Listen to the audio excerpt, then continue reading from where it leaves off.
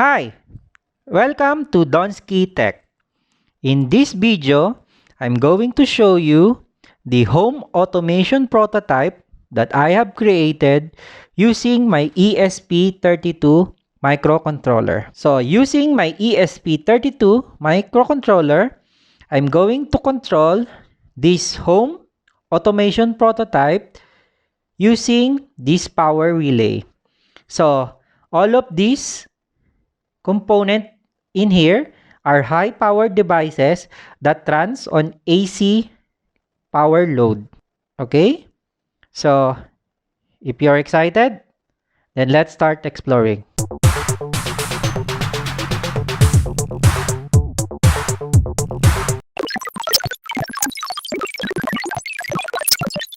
So, before we start, I'm going to show you first the different components that I use in this home automation project.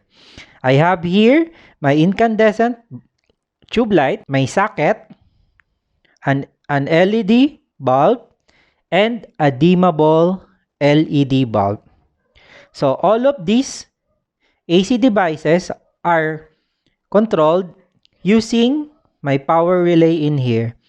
I just set up everything in here so that it would be easier for me to explore how to control high-powered devices using microcontrollers.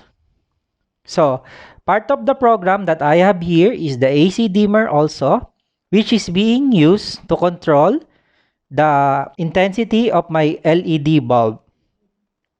Okay? So, another thing, I developed the whole system using the platform IDE. So, all of the software that runs in the ESP32 are developed using the platform IO IDE.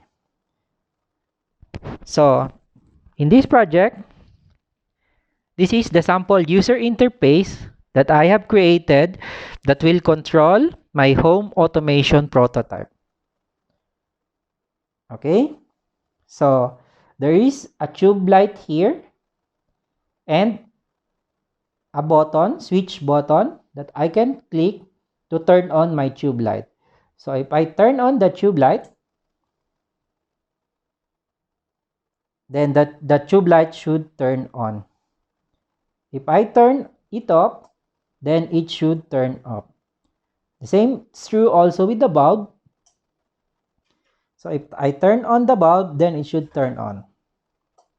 Now for the socket, if I turn on the socket and I have connected a mobile phone, the mobile phone should charge when I turn the socket on.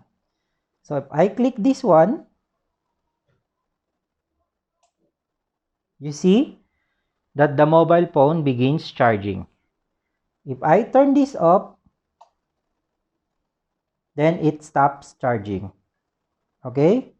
Now, for my dimmable LED, if I turn my dimmable LED to some values, then you would see that the LED power value increases and decreases depending on the setup that I set in my user interface. Okay? So if I turn this back to 0 again, then the dimmable LED brightness will turn back to 0. So let's try it again.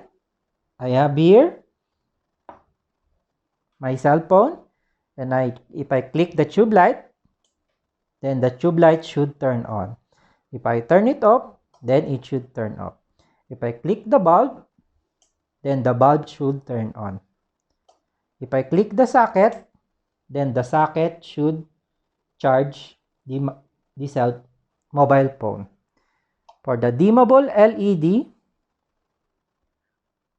we just set the value in corresponding manner, then the intensity of the dimmable LED should change depending on the value that I set in my user interface. All of these are developed using the platform IO IDE.